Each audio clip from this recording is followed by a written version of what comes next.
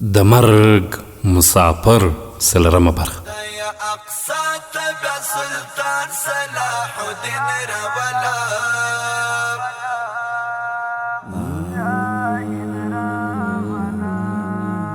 د اسلامي نړۍ غم خوره تل شاهین راولا، شاهین راولا، خدای اقصا تبع سلطان صلاح الدین راولا، شاهین راولا، خدای اقصا تبع سلطان صلاح.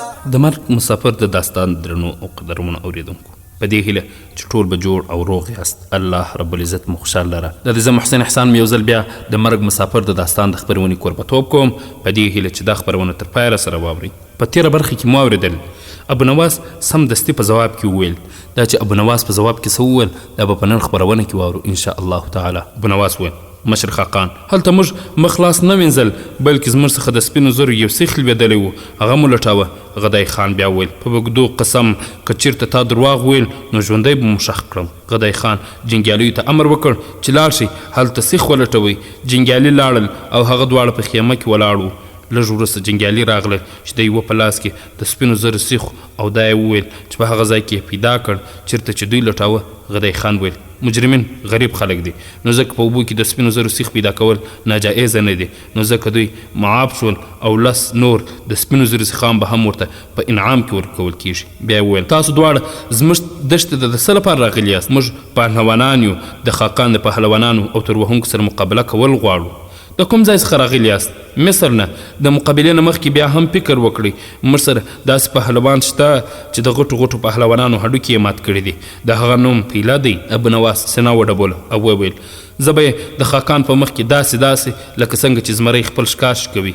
غدای خان خوشحاله سو او وویل: خپل صفاتونه خو ووایه. زه د سپاهي سر، پوزه او خوله په سوک ماتوم. زما پلار په شمالي افریقا کې خرس ریچه د جنګ کولو کاروبار کاوه. زه هم هرنګه خرس سره مقابله کولی شم، هرنګه توره په دواړو لاسونو کې ماتولی شم. ملګرو تاتاریانو جنګیز خان ته بګدو ویل چې معنا د اسماني جادو روح ده. غدای خان د هغه خبره ونیوله. په بګدو قسم که ته چیرې په رښتیا ثابت شوې داسې عزت به درکړم چې ته به یې فکر هم ونه کړې ستا ملګري هم پهلوان دی. هو خاقان، دی هم پهلوان دی، په تور وهلو کې د ته څوک ماتې نشي ورکولی، د ده په تور کې تیزوالی او بدن کې برق دی. غدای خان موضوع بدله کړه او وویل: تاسو دواړه دا پن چا نه یاد کړی دی؟ د خپل استاد څخه چې یو شاهین دی، موږ په منځ کې الوزي، ښکار کوي، بیا یې زموږ مخې ته راوړي. په ستړي کېدو کې هم آرام دمه نه کوي، د غرونو په څیر سخت او د زمري په څیر زړور ده. غدای خان په ډېر دلچسپۍ سره پوښتنه وکړه: د هغه نوم څه دی؟ د هغه نوم عمیر بن خزام دی، د شنو سترګو یو عرب دی. هغه ستاسو سره ولې نه راغی؟ هغه مریض و ځکه موږ سره رانغی. ستا او ستا د ملګري نوم څه دی؟ زما نوم ابو نواس او زه یو بربري یم. زما د ملګري نوم حوازن دی، دی یو ترک دی. تاسو دواړه یوه هفته آرام وکړئ، وروسته به تاسو د مقابلې انتظام وشي. په دې دوران کې به تاسو ته هغه ډوډۍ درکول کیږي د کومې چې تاسو ارزو لرئ. د محترمو او ښاغلو میلمنو په حیث زموږ په خیمو کې اوسېدلی شئ. غدای خان جګ سو. جنګیالیو ابو نواس او حوازن په ډېر احترام سره د خیمې څخه راویستل. غدای خان د پهلوانۍ ډېر شوقي و. غدای خان به د ایران نه پهلوانان راغوښتل. صرف د مذاق نه یې 10 پهلوانان راغوښتي وو چې د یو پهلوان نوم پکې پیلا و چې ډېر زیات قوي او صحتمند و. تاتار دښتې ټول پهلوانان یې مات کړي وو او یو تاتاري پوځي هډوکي میده میده کړي وو. غدای خان ورته په انعام کې یوه ښایسته کنیزه غلام ورکړې وه، هیلډیم. غدای خان د پاکو او شنو اوبو د بیګال جهل په خوا کې په خپله قیمتي خیمه کې ناست و. شراب یې څښل. دا یوه قیمتي خیمه وه چې د باندې نه یې په سرو زرو ډولۍ شوې وه. دننه یې په دیوالونو باندې قیمتي پردې راځړېدې. داسې خیمه وه چې په یو وخت کې په زرګونه خلک کېناستل. د دې نوم سره سیرا اردو ښکلې خیمه وه. د جهل په شاوخوا کې ښایسته غټې غټې مرغۍ ناستې وې. د اوړي موسم نور په ختمېدو و او مرغۍ د جنوب مغرب په طرف روانې وې. غدای خان د سپي د شیدو سره شراب یو ځای کول او بیا یې څښل. د هغه چپ طرف ته ښځه توراګینه ناسته وه او ښي طرف ته د هغه مشر ورور جیختایي ناست و. لرې د هغه او د جیختایي خان د ټولو کشر ورور طلایي خان ښځه سیور په تیتین ناسته وه. د هغه شاوخوا د هغه څلور زامن منګو خان، قبلای خان، هلاکو او ادیق بوغا ناست و. سویر قطي زړوره او هوښیاره ښځه وه. د هغې شجره تعلق د ترکانو د کرات قبیلې څخه و. ډېره زیاته ښایسته او هوښیاره وه. ښي طرف ته لږ نور هم مخکې د هغه زړور او هوښیار جنرال سو بودایي ناست و. په منځ کې د مقابلې لپاره ځای خالي و. شاوخوا په زرګونه تاتاریان، ښځې، سړي او سپین ږیري په ځمکه ناست وو. د سو بودایي په چپ لاس کې د لرګیو یوه پنجره وه چې په هغې کې یو خطرناک خرس چې بند و. غدای خان شراب چولو کې جام جګ کړ. سو بودایي خوا ته یې وکتل. سو بودایي خان خوا کې ناست تومان باشي ته یې وویل چې پهلوان اکاډې میدان ته راولي. لږ وروسته تاتاري دشت تاتار پهلوان پیله ابونواس د سو بودایي خوا ته راوستل. ابونواس د سرمنې لنګ اغوستی و. سو بودایي خان جګ شو. دواړه په سینه وډبول او ویې ویل د وسلې استعمال نه بغیر تاسې دواړه به یو بل هر رنګ وهلی، سملولی او خوږولی شي. د مقابلې فیصله به په خپله خاقان کوي. اوس تاسې دواړه میدان ته کوشي. پیله په میدان کې چکر وهل شروع کړل. ابونواس په میدان کې د کعبې شریفې خواته مخ کړل او په ډېر عاجزۍ سره وویل ای زما ربه، ما خپل ځان تا ته سپارلی دی. بیا ابونواس د زمري غوندې جګ شو. د پیله خواته ورغی او د تکبیر ناره یې وکړه. پیله د شراغلاس لپاره خپل لاس د ابونواس په طرف روشت کړ. ابونواس هم خپل پولادي لاس پیله ته ورکړ. خپل لاس یې په هوا کې جګ کړ او داسې وویل له محمد صلی الله علیه وسلم څخه زار شم چې موږ ګناهګارانو ته د اسلامي شمې روښنایي راوړې ده او اخرنی پیغمبر دی. هوازن د ابونواس حرکت په ډیر غور سره کتل. لاس ورکول څخه وروسته پیله په ډیرې تیزۍ سره ابونواس د ملا څخه ونیو. غوښتل یې چې ځمکې ته یې راکش کړي، خو په دې وخت کې ابونواس هم د حملې لپاره ځان تیار کړی و. په خپلو دواړو لاسونو باندې په ډیر زور سره پیله په بدن وهه. پیله شاته لاړ او په ځمکه باندې راولوېد. د باندې ناست هوازن په خپل زور سره چغه کړه او ویې ویل د دښتې ګیدړې، ستا مقابله د بربري زمري سره ده.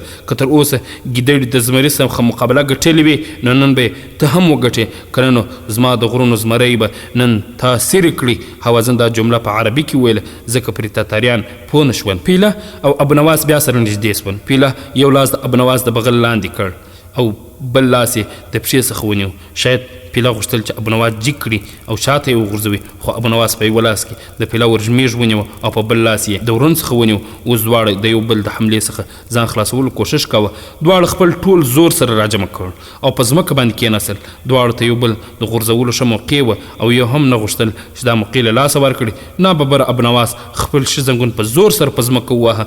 خپل ټول زور یې راجمع کړ.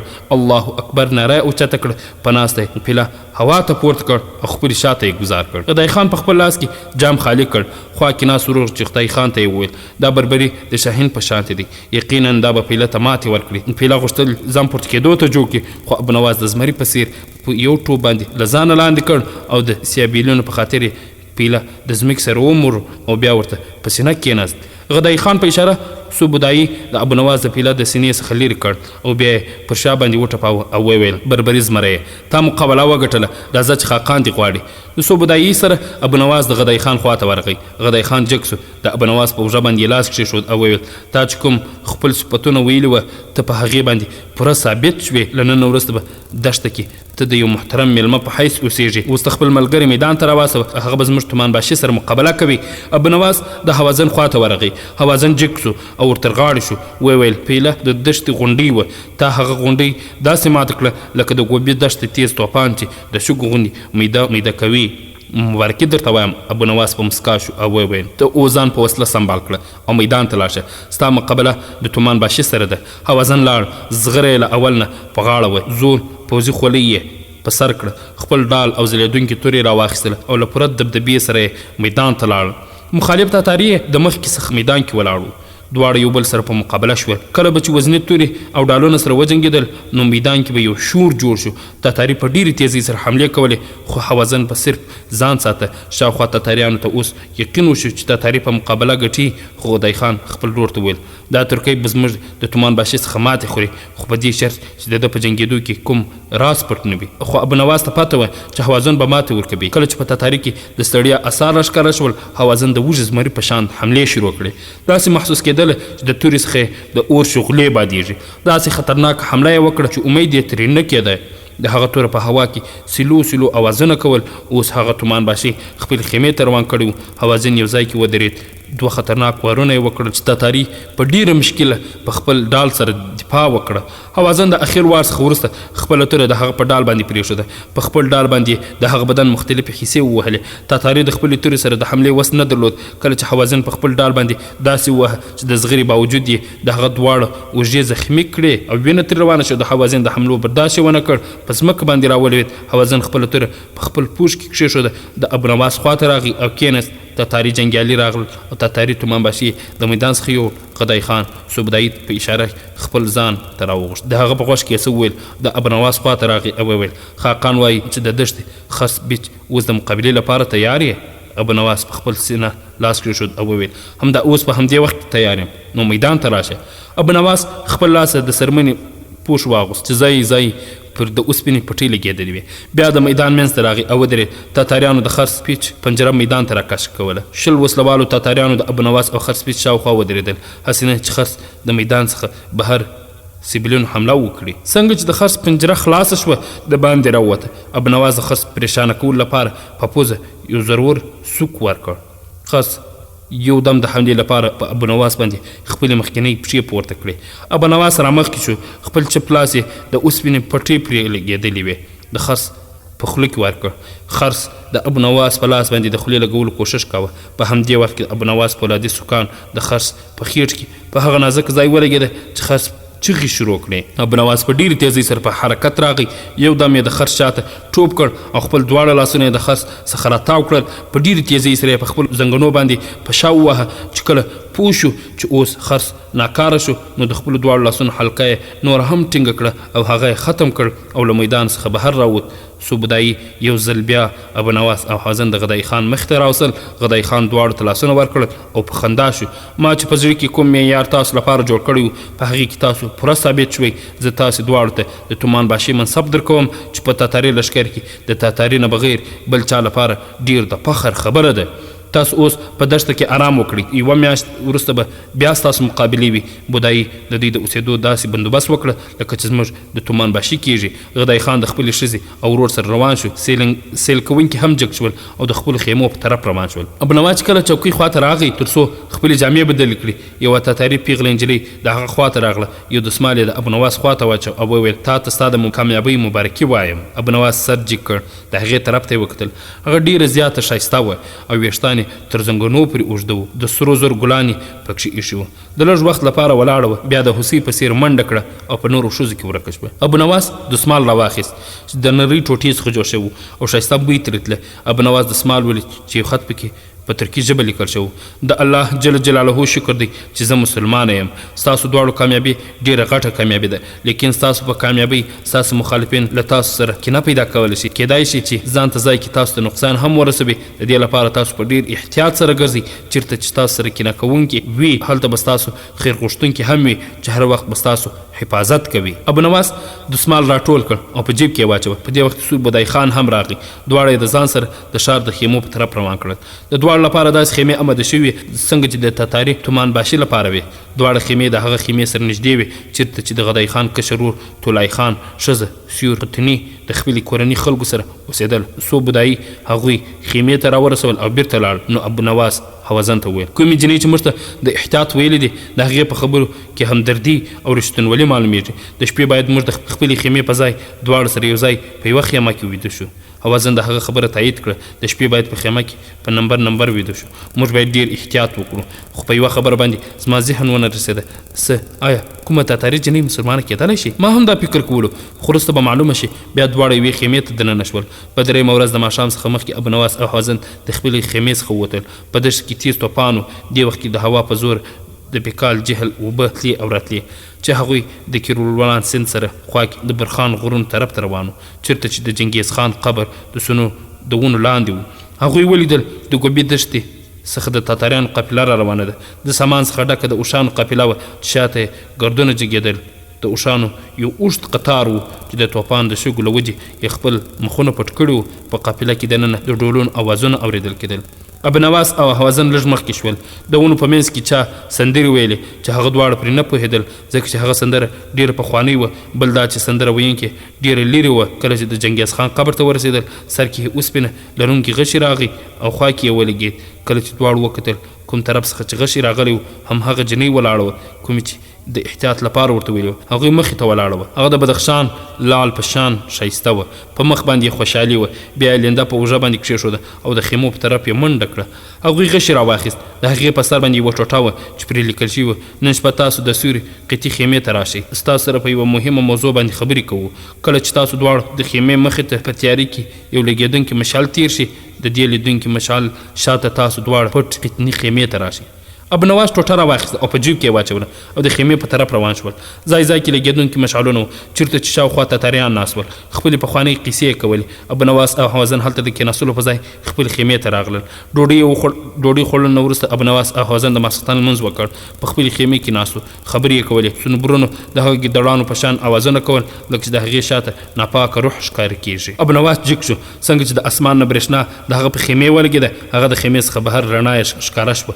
اوازن هم جګ شو دواړه د خیمې پرده خلاصه کړه او بهر راووتل هغوی نه لږ مخکې یو څوک روان و چې په لاس کې لګېدلی مشل و چې په تیزه هوا کې اوازونه کول دواړه د هغه مشل لرونکي شخص پسې روان شول د څو خیمو څخه تېر شول وروسته یو داسې خیمې سره مشل لرونکي شخص ودرېد چې د کور په شانتې غټ او پراخه وه هغوی هم ورسره خوا کې ودرېدل مشل لرونکي شخص په رازدانه لهجه وویل دننه لاړ شئ هغوی ستاسو انتظار کوي ابنواس او حوازن د مشال په روښنایي کې یو بل ته وکتل بیا د تورو په لاسونو باندې لاسونه کښېښوده د خیمې پرده یې جګه کړه او دننه ورننوتل مخامخ سیوري قطني ناسته وه د هغې ښي طرف ته یوه ښځه د همغې په شکل ناسته وه د هغې ښي طرف ته دوه جنکۍ ناستې وې دواړه په یوه قواره وې کیدای شي چې خورګانې وې یوه په هغه کې چې ابنواس او حوازن ته یې د سوري قطي خیمې ته د راتللو لپاره ویلې وه دویمه بل څوک وه د سوري قطني په چپ طرف ته د هغې زامن منګو قبلای خان هلاکو او ادیق بوغا ناست و ابنواس او حوازن چې څنګه خیمې ته داخل شول سیر قطني جګه شوه او د هغې طرف ته په لیدو سره نور هم جګ شول